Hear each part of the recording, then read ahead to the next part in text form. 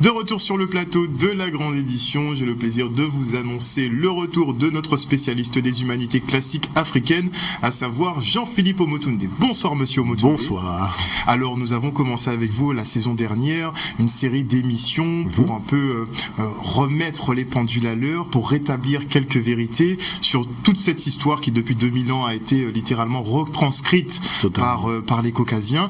Nous avons pu apprendre notamment que les mathématiques que l'on étudie en ce moment ne sont pas de Pythagore ou de Thalès, de ces personnes-là, mais datent de périodes largement antérieures, de milliers d'années avant la naissance de ces hommes. En Afrique. Tout est né en Afrique. Spiritualité, astronomie, navigation, calendrier, énormément de choses. Énormément d'informations. Ça en a troublé plus d'un. Ça en a troublé plus d'un, mais ça en a conforté beaucoup, puisque on l'a dit à beaucoup de reprises. Ce dont vous parlez, ce sont des recherches scientifiques, ce sont des faits établis, enfin une vérité réétablie, on va dire, mais tout est basé sur des éléments scientifiques. Totalement, des éléments tangibles. De toute façon, la plupart du temps, vous venez avec des preuves à l'appui, de grands scientifiques qui ont travaillé, qui ont parcouru le monde. Donc, il ne s'agit pas de bêtises. Tout ce qu'on dit effectivement sur ce plateau, ce sont des choses qui sont avérées. Sinon, on ne s'amuserait pas à chambouler les croyances de tout le monde. Mais il y a une certaine vérité qui a été plus ou moins occultée. Et nous, ce qui nous intéresse, c'est de la révéler. Donc, on va recommencer à éveiller un peu les esprits. Et on va aujourd'hui traiter de l'écriture. On va parler de l'écriture, de la naissance de l'écriture. Vous avez de bonnes nouvelles sur les origines de la naissance de l'écriture. Mais comment ça s'est passé pour vous ces derniers mois, puisque on est beaucoup venu m'interpeller sur mais oui monsieur Omotunde, qu'est-ce qui s'est passé, vous le écoutez, c'est pas normal, on ne le voit plus, qu'est-ce qui se passe? Donc où étiez-vous ces derniers mois? C'est-à-dire que effectivement les gens avaient pris l'habitude, en fait le jeudi, de réserver un temps, parce que le problème c'est quoi quand au fond on n'a pas d'émission d'anthropologie, on n'a pas d'émission scientifique, on n'a pas d'émission d'astronomie, de culture, d'histoire, de découverte, où nous avons la possibilité d'apprécier par nous-mêmes les matériaux scientifiques. C'est-à-dire que beaucoup de gens me disent, mais pour avoir un minimum d'informations sur l'actualité scientifique, je suis obligé d'écouter les radios nationales. Parce que ici, on n'a pas ce genre de point de vue, on n'a pas ce genre d'exposé. Moi, ce que j'apporte, c'est justement ça. Et c'est pour ça que beaucoup de gens me sont reconnaissants. Sont reconnaissants d'une part, parce que ce qui n'est pas abordé sur les radios nationales, les documents qui ne sont pas médiatisés, je parle de cela pour montrer qu'il y a une problématique de fond, c'est que le discours au national est eurocentré. C'est-à-dire qu'on monte beaucoup de matériaux qui arrangent la version européenne de l'histoire. Mais quand on monte tous les matériaux, là les choses sont totalement différentes. Maintenant, autre chose qu'il faut quand même souligner, c'est que les réalisateurs de documentaires qu'on peut voir à la télévision, certains m'ont contacté. J'ai eu l'occasion même de participer à, vous savez, le magazine Géo a fait une fois un documentaire sur l'Égypte.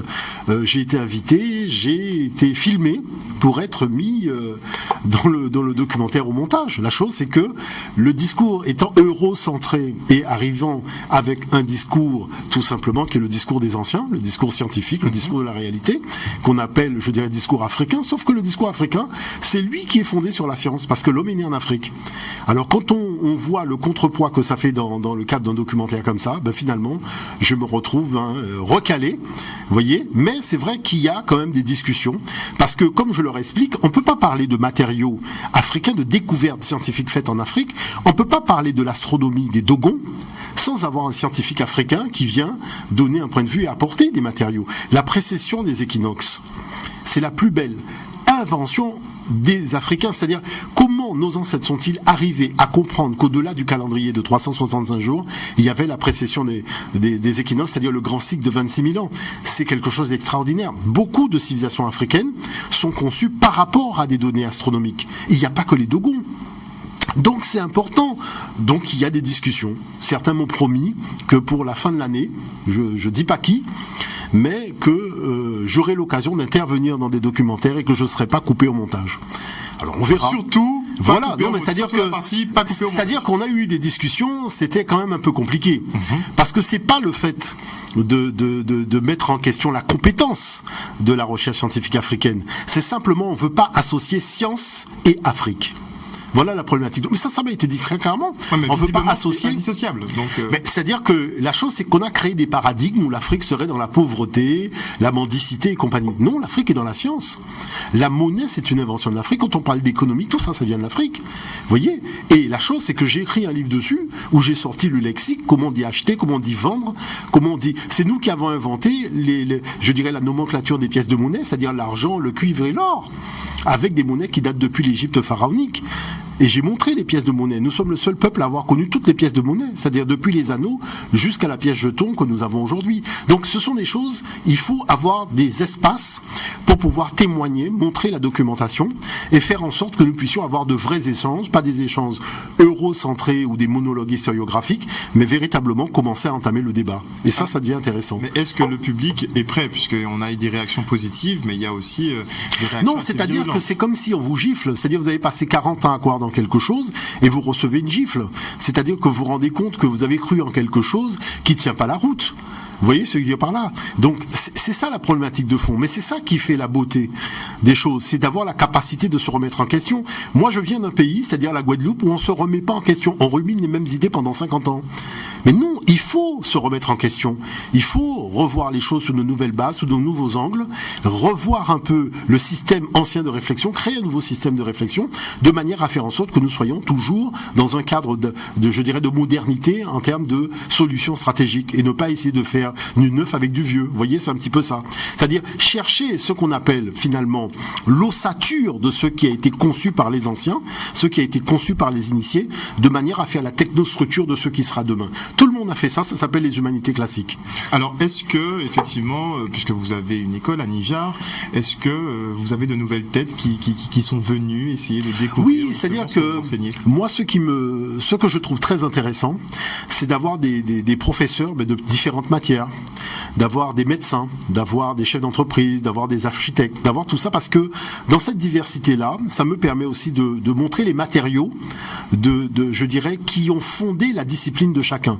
Vous savez, par exemple, en Martinique, où j'ai un institut qui est l'Institut Péranque, vous avez un médecin qui a fait un ouvrage, et quand il a vu le bistouri de l'Égypte ancienne, c'est-à-dire quelque chose qui date de plusieurs milliers d'années, il n'y a aucune différence entre le bistouri africain et le bistouri aujourd'hui. Quand vous prenez le stéthoscope, le stéthoscope figure déjà sur des murs de temples, notamment à Coambou.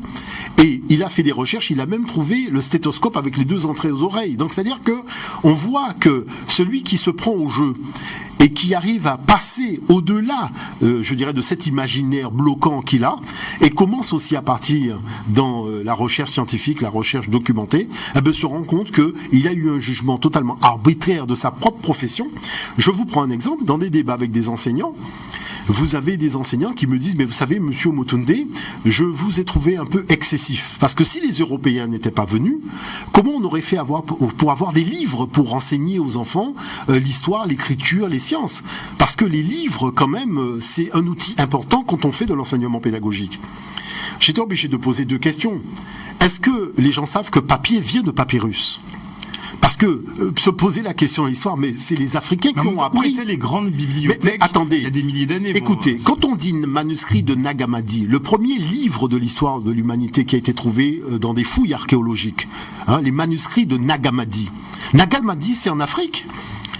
Est-ce que c'est de ma faute si les gens ne savent pas que le premier livre qui a été trouvé en faisant des fouilles, ça a été trouvé en Afrique? C'est simplement, j'essaie de montrer qu'il y a une problématique de fond, c'est-à-dire que l'information scientifique africaine a du mal à passer. Et qu'il faut des émissions où on a la possibilité non seulement de montrer les matériaux, mais aussi de montrer l'avancée de la recherche scientifique. Parce que la chose, c'est que beaucoup de nations aujourd'hui font des fouilles archéologiques en Afrique.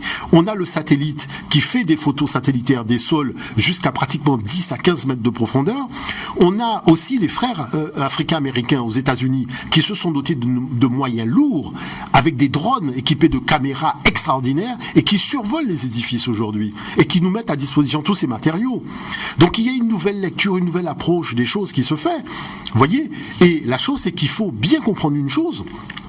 Le discours qui était un discours eurocentré, ce discours est appelé à tout simplement être balayé par la réalité scientifique. Et je donne encore un dernier exemple, la problématique du château fort. tout le monde pense que le château fort, et on aura l'occasion d'en parler dans une émission, tout le monde pense que le château fort, c'est la marque de fabrique de la civilisation occidentale. Mais c'est totalement faux. Les Occidentaux n'avaient jamais vu de château fort avant de partir aux croisées. Et le plus ancien château fort de l'histoire de l'humanité se trouve au Soudan. C'est le château fort de Bouenne, avec déjà, et il était le long du fleuve. Il y a encore d'autres mystères. Mais bien sûr, et c'est là où on a fait les douves. Mais c'est là que vous avez les douves, c'est-à-dire l'eau du fleuve qui fait le contour du château, avec le pont-levis. Le pont-levis est une invention des Soudanais. C'est-à-dire, il y a 6000 ans, les Soudanais ont inventé le pont-levis. Et quand vous voyez donc ces grandes batailles épiques dans les films où on vient attaquer les châteaux forts, mais avant c'était des problèmes qui se passaient entre Africains. C'est-à-dire que vous aviez entre les Wawat qui étaient dans le sud donc du Soudan, et les châteaux forts de l'Égypte, et vous avez d'autres châteaux forts aussi qui étaient ceux des Nubiens. Donc il y avait des affrontements pour des problèmes de territoire, des problèmes de mines d'or et compagnie. Mais toute cette histoire-là, on pourra en faire des films, on pourra en faire des bandes dessinées, on pourra en faire des choses quand même. Trouver les producteurs Mais c'est-à-dire que nous n'avons pas une absence de matériaux. Il nous manque deux choses. Il nous manque premièrement le courage. Et l'honnêteté. Deuxièmement, le fait de m'appeler. Parce que les gens qui disent on n'a pas les matériaux, mais appelez-moi. Je vous mets à disposition. Vous savez, il y a des gens qui viennent, qui me disent j'ai pas de matériaux. Les gens repartent avec 8 kilos de matériaux. Ah, tout le monde est assommé. Vous voyez, par exemple, il y a un cher ami qui est venu, il voulait faire une étude sur le moringa. Je lui ai remis un dossier sur le moringa. Comment on dit moringa hiéroglyphe? Comment on fait de l'huile de moringa hiéroglyphe? Pourquoi on utilisait le moringa pour les momies en hiéroglyphe? Tout ça. Il s'est retrouvé assommé. C'est-à-dire qu'il est arrivé avec rien et il repart avec une masse d'informations. Après, je dirais, il faut prendre le temps de décortiquer, mais il faut avoir envie de le faire. Je tiens quand même à rappeler qu'entre-temps, j'ai fait quand même 15 jours au rectorat de la Guadeloupe, où j'ai fait des interventions pour présenter la méthode pédagogique africaine au niveau de l'enseignement des sciences et des mathématiques. Ça, c'est quand même important de le souligner. En 2017, j'ai vu 7000 enfants, ça il faut quand même le souligner, 7000 enfants de classes de collège et de lycée, notamment sur des ateliers sur les sciences et les mathématiques, entre la Guadeloupe et la Martinique. Donc la chose c'est de se demander, mais quand on a vu 7000 enfants dans des ateliers de sciences mathématiques africaines, où est l'article de presse qui en parle? C'est-à-dire, on est où? Vous comprenez ce que je veux dire par là? Il y a quelque chose de bizarre. C'est occulté, mais vous le savez, monsieur Moutou. Non, mais c'est-à-dire que ce qu'il y a... un peu occulté. Non, mais c'est-à-dire que c'est pas pour autant que tout cela atteint notre motivation. Parce que ce qui est important pour moi, c'est de voir que l'enfant qui croit qu'il ne peut pas faire des mathématiques, finalement, mange les mathématiques, s'amuse avec et prend plaisir à en faire. Parce qu'il découvre un univers des mathématiques qui est totalement ludique. Et ça fait plaisir aux enfants. Ce que j'apprécie aussi, c'est dans les villages des mathématiques africaines que nous faisons dans les villes. Le dernier village que nous avons fait, c'est à Bémao. Et Madame le maire est venue. Madame le maire a assisté aux ateliers pédagogiques mathématiques. Et elle-même, elle a vu la portée pédagogique. Comment l'enthousiasme aussi des enfants, depuis les tout petits de 4 ans, comment ils prenaient beaucoup de plaisir à faire ces exercices mathématiques. Et à changer d'atelier pour découvrir d'autres façons de calculer. Donc c'est de cela dont il s'agit. C'est-à-dire, restons dans la joie, dans la positivité et apprenons des choses nouvelles aux enfants. Et je pense que nous, les adultes aussi, on en a besoin. Et ça, c'est important de le souligner. Très bien. Alors, aujourd'hui, nous allons attaquer sur les origines de l'écriture. Mais avant cela, je crois que vous avez un autre document. Oui, je voulais montrer un document parce que c'est un informaticien qui est venu à Nijar et qui a témoigné justement de ce qu'il a découvert quand il est venu à l'Institut. Parce qu'il faut voir que c'est des profils variés qui viennent à l'Institut, mais qui finalement rentrent dans un questionnement qui n'existait pas avant leur arrivée. Et je pense que le mieux à faire, c'est d'écouter ce qu'il dit sur la façon dont il vit et qu'il a vécu son arrivée à l'Institut. On diffuse le premier document.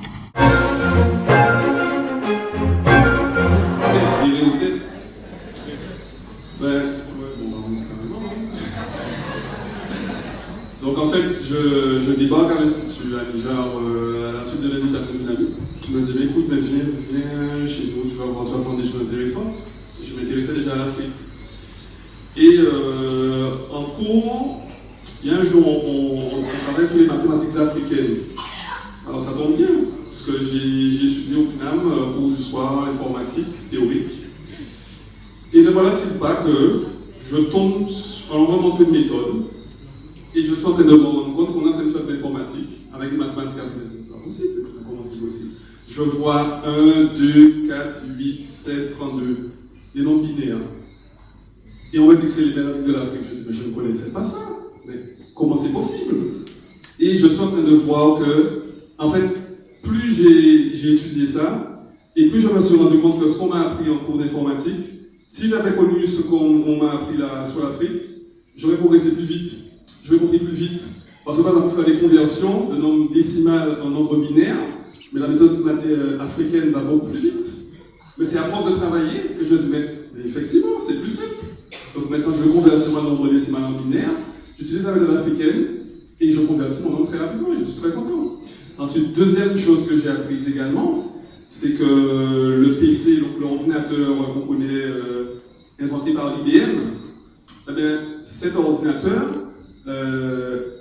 il y a eu 9 brevets dessus, et c'est un noir américain, donc Mark Dean, qui possède en fait 6 brevets, qui a managé l'équipe pour un certain nombre de brevets, et il en possède un certain nombre parmi les brevets. Et cet homme est toujours vivant. Il dit lui-même qu'il travaille plus sur le PC, mais c'est un homme qui a compté. Or, je suis dans l'informatique et je ne connaissais pas cet homme-là. Et si je l'ai parlé encore exactement, mais je n'aurais jamais su que ce gars existait. Ensuite, on a un autre nom, on a Thomas Mensah, qui est l'éco-développeur de la fibre optique. On parle maintenant de fibrer le territoire, etc. Mais Thomas Mensah, qui est d'origine du Ghana, qui est un noir américain, eh bien, il a compté pour beaucoup dans la création de la fibre optique. Donc ce sont des petites choses comme ça, mais qu'on ne connaît pas, qui sont censées être sues par les gens du métier, du milieu qu'on ne connaît pas. Eh j'étais bien content d'apprendre ça, et puis ça m'encourage à continuer, donc je ne lâche pas l'affaire. Les mathématiques africaines notamment, il y a tant à faire, et bien je continue, et beaucoup d'autres continuent, je suis content d'avoir pu apprendre ça.